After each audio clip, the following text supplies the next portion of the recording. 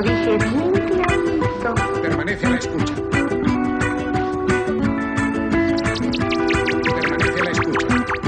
12 de la noche en La Habana, Cuba.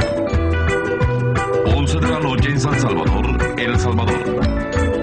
11 de la noche en Managua, Nicaragua. Me gustan los aviones, me gustas tú.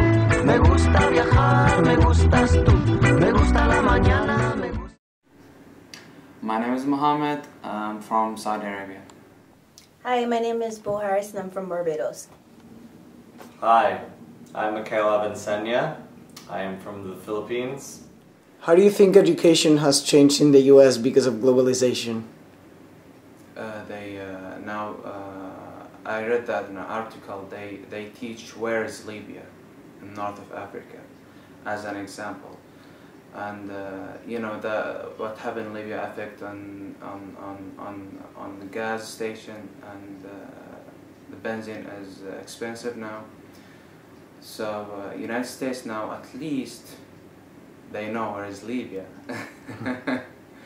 And this is an example actually. So yeah, I would say there's change in education. Since United States is the most powerful country in the world, so I think they have to change their education to learn more about the outside of United States, not only in United States. You know, some people ask me, "Hey, where are you from?" I would say, I would answer them, "I'm from Saudi Arabia." And some American, they don't know where is Saudi Arabia. I mean, I was shocked really. So hopefully the change will be better in the education.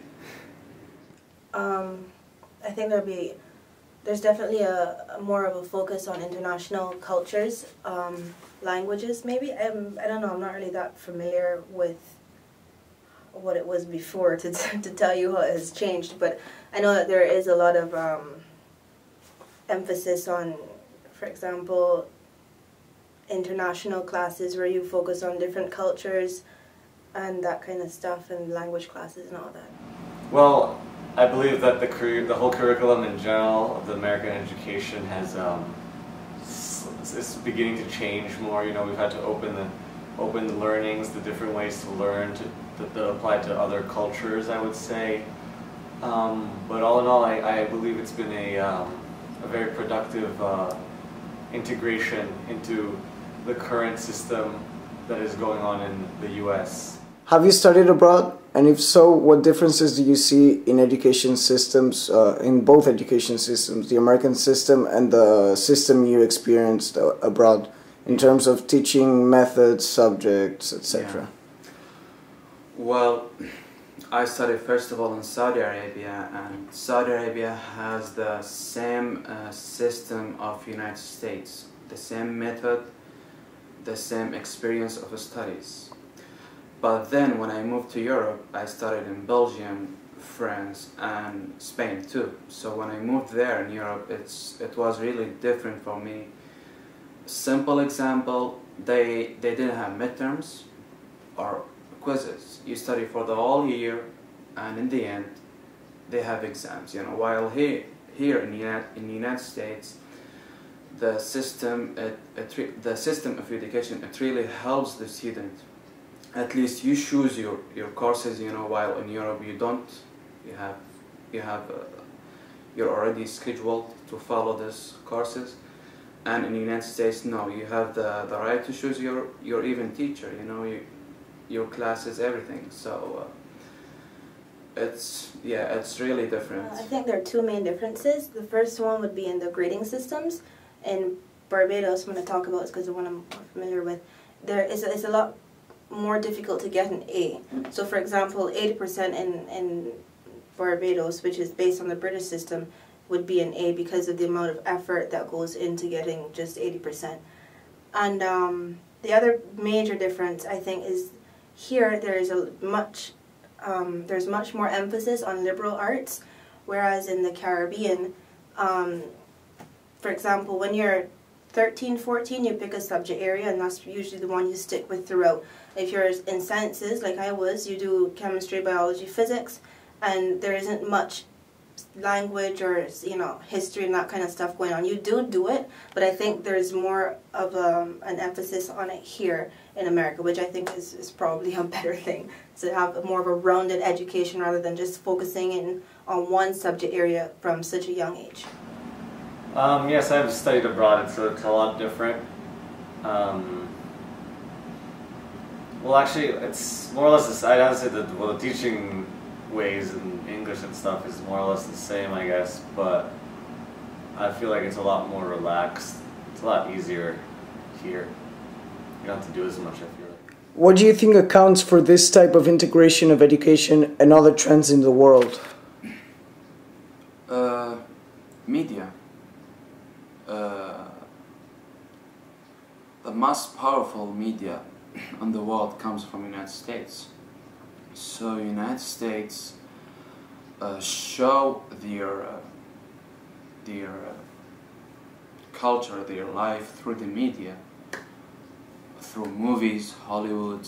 So people start seeing those things, on the TV and all those things. So they start copying them, in terms of fashion, for example, and yeah, I would say media has media is its power actually. Media has the most influence thing all over the world. Globalization, I guess. I mean, globalization isn't only political or economic, it's definitely cultural as well. So I think that would be the reason. I would say it's because of language, and the language, English language is the #1 language, so I mean, people want to learn it, so they sort of integrate it into wanting to learn that so they can communicate with others. A lot of people criticize globalization for different reasons. In your opinion, do you think globalization is good or it's bad? It's way good than good. It's good. It's not really totally bad at all. And because it helps the people to study other culture, to know the other culture, and to know the other people.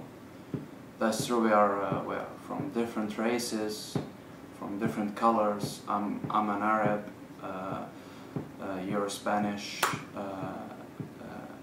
So if there were no globalization, we would never know each other.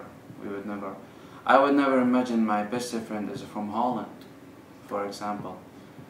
So yeah, I'm really seeing that's really good thing to mix culture, education, everything, and that comes by travel all over the world, study the culture, and if you like it, adapt it. If not, just about it. So globalization is good. I think there are good and there are bad aspects of it.